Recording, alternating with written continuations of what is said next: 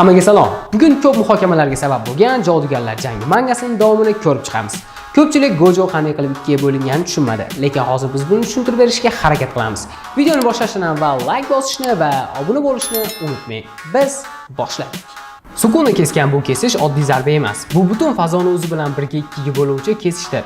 So'nggi zarbada Sukuna fazoni inkor qiluvchi kesish texnikasini ishlatadi va Gojoni bel qismidan ikkiga bo'lib yuboradi. Qisqa qilib aytganda, Gojoni Fioletovi odatda unga bo'lgan zarbalarni to'xtatadi. Lekin Sukuna Mahoragadan o'rgangan moslashuv texnikasi asosida u fazoni ikkiga bo'luvchi kesish texnikasini yaratadi va Gojoni ikkiga bo'lib tashlaydi. Videoni davom ettirish uchun sizlarga ikkita personajni tanishtirib o'tishim kerak. Bo'lmasa tushunmay qolasizlar. Hakari va Kashimo haqida. Hakarida tezkor la'nat texnikasining juda kuchli versiyasi borligi uchun u xuddi o'lmasdek jang qiladi. Kashimo esa o'zidan juda kuchli elektr chiqaradi. U Sukuna bilan jang qilishni 400 yildan beri kutadi va birgina ishlata oladigan monster ko'rinishni Sukunaga asrab qo'yadi. Gojodan keyin jangga Kashimo kiradi. Xo'sh, endi juda kutilgan jangga qaytamiz. Romen oldida Hakari paydo bo'ladi va hududni kengaytiradi. Boshqa tarafda esa Kashimo Sukunaga qarshi umri davomida to'plagan oxirgi kuchini ishlatadi va Sukunaga zarba beradi. Gojoni zarbalardan kuchsizlangan Sukuna himoyalanishga harakat qiladi. Kashimo esa bor kuchini ishlatib o'zining texnikasi bilan afsonaviy monster ko'rinishiga kira boshlaydi. Sukunaga juda katta tezlik bilan zarba beradi va uni urib uloqtirib yuboradi. Sukuna esa minglab yillar oldingi qiyofasiga kiradi. U o'tmishning eng kuchli jodugaridan eng kuchli la'natiga aylangandan so'ng qiyofasiga kiradi. Kashimo esa o'zining monster shakliga butkul o'zgaradi va juda katta tezlik bilan hujumga o'tadi. Bu monster va la'nat o'rtasidagi eng kuchli jang edi. Sukuna bor kuchi bilan zarba beradi, lekin Sukuna bularni kesish texnikasi orqali yo'q qiladi.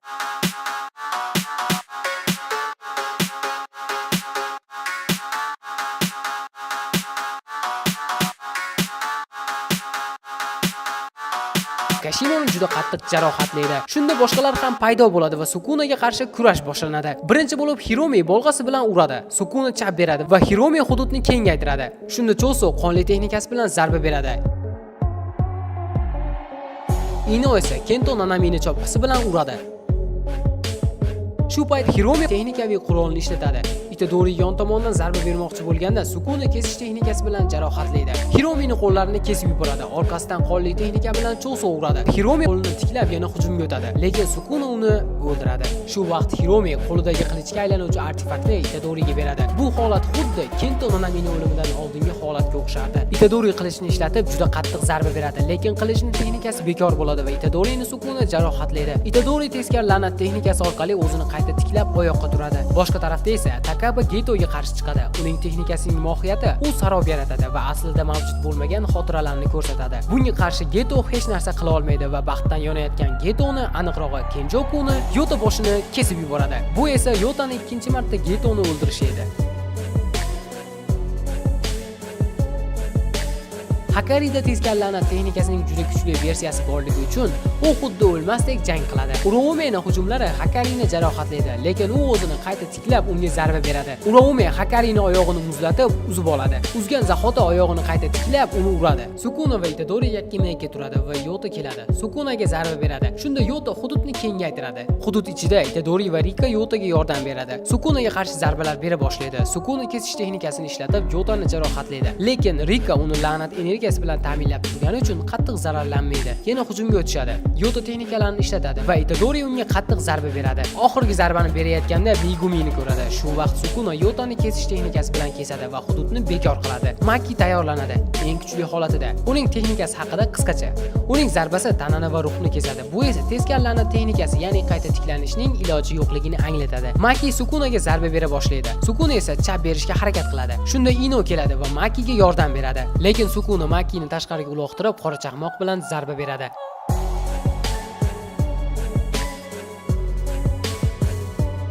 Shunda Kusakabe paydo bo'ladi va kichik hudud kengaytiradi. Bu hudud Sukunaning kesish texnikasiga chap bera olardi. Shunda hududni Sukuna turgan joygacha kengaytiradi va Sukunaga qilich bilan zarba beradi.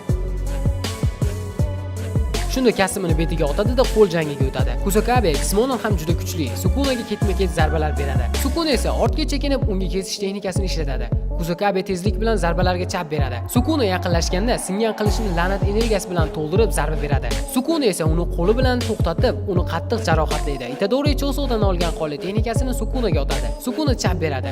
Shunda Itadori qora chaqmoq bilan juda kuchli zarba beradi. Bu ikki personaj bir vaqtda bir tanada bo'lishgan. Biri yovuz iblis, biri bo'lsa hammaga yordam bermoqchi bo'lgan oddiy inson. Itadori qora chaqmoq bilan zarba beradi. Qo'l jangi boshlanadi. Sukuna Itadorini bir zarbada uloqtirib yuboradi. Shunda Itadori yana qora chaqmoq bilan zarba beradi. Yon tomondan Ino Shikigami bilan Sukunaga hujum qiladi. Sukunaga yaqinlashib Nanamini quroli bilan hujum qiladi. Bu esa foydasiz edi. Sukuna Inoni tepib yuboradi. Orqasidan keyingi zarbaga tayyorlanib turgan Itadori hujum qiladi. Qora chaqmoqlar ketma-ketligi bilan zarba beradi.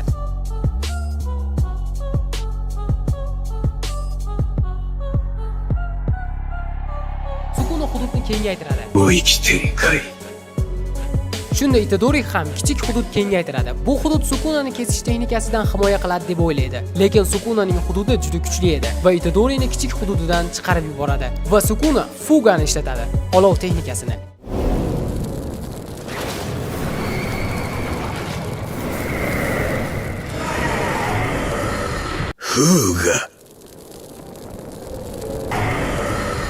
Buni ko'rgan Choso Itadorini qonli texnikasi bilan himoya qiladi va o'z jonini qurbon qiladi. Itadori yana bir yaqinni yo'qotdi.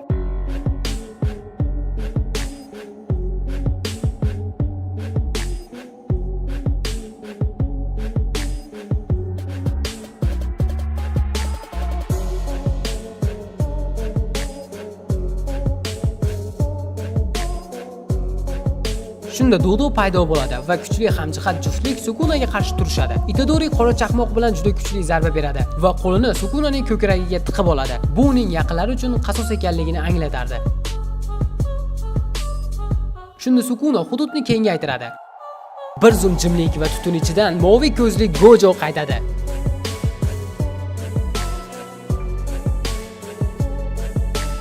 Gojo tanasida yo'q edi. Sukuna buni haqiqiy Gojo emasligini tushunadi va hududni ikkalasi ham kengaytiradi. Hududni maksimal darajada yana Gojo toraytiradi. Gojo ko'kni ishlatib urmoqchi edi. Sukuna yaqinlashib ko'kni bekor qiladi va Gojoga qattiq zarba beradi. Yotani tanasini Rika la'nat energiyasi bilan saqlab turadi va qo'l jangiga o'tishadi. Gojo ko'k texnikani ishlatib o'tadi, lekin u Sukunaga emasdi. Sukuna hayron bo'ladi, nima qilmoqchi edi deb. Keyin Sukuna kuchli zarba bilan Gojoni uloqtirib yuboradi. Gojo tortish texnikasi bilan hozir yotgan narsasini o'ziga tortadi. Sukunaga yaqinlashganda u ko'radi. U ovoz yozilgan diktafon edi. U ovoz Inumakining ovozi edi. Vaqtdan yutgan Yota Fiolativini ishga tushiradi va Sukunani qattiq jarohatlaydi.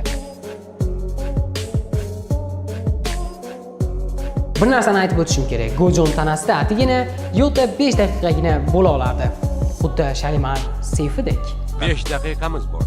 Seyf ishga 5 daqiqa ochiq bo'ladi. Hamma Sukunaga yaqinlasha boshlaydi. Shunda Yotaning vaqti tugaydi. U yer yiqiladi. Itadori tezlik bilan Sukunaga qora chaqmoq bilan zarba beradi.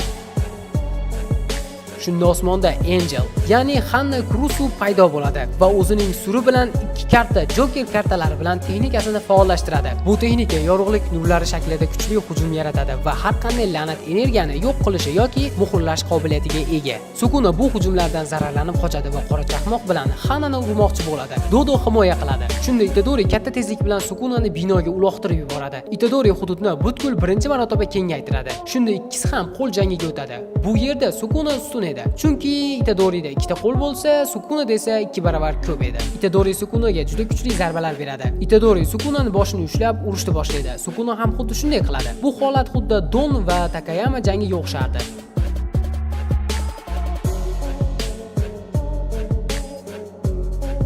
Oxirida Itadori juda qattiq uradi va Sukunani knockdown qilib qo'yadi. Yana bir marta qattiq urmoqchi bo'lganda qo'lidagi qo'lqopga o'xshash narsasini kesib yuboradi. Sukuna hududni kengaytirmoqchi bo'lganda Itadori keyingi qattiq zarbaga tayyorlanadi. Kommentariyalarda bitta izohga ko'zim tushib qoldi.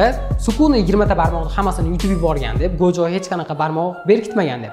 Lekin aslida Gojo bitta barmoqni bekitib qo'yadi.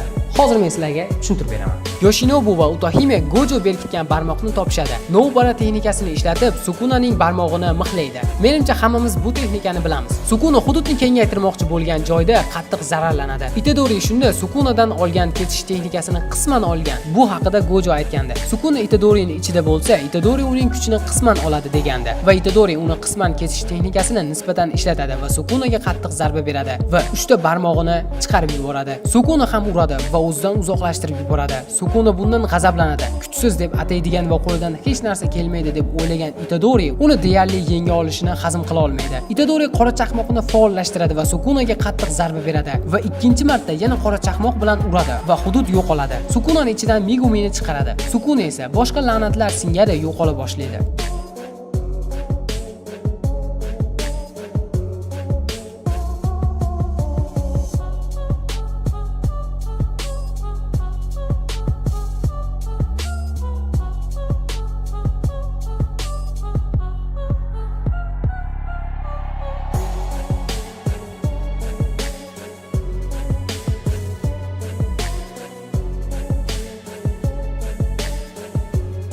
Sukunaga qarshi jangda faqatgina Itadori g'alaba qozonmadi, balki butun jodugarlar jangi animesidagi barcha Sukunaga qarshi jang qilgan personajlar g'olib bo'lishdi. Ayniqsa Gojo. Keyingi videomiz nima haqida bo'lishini izohlarda yozib qoldiring va bizga obuna bo'lishni unutmang. Bu jangda Gojo g'alaba qozondi deb izohlarda yozib ketishni unutmang. Bizga obuna bo'ling.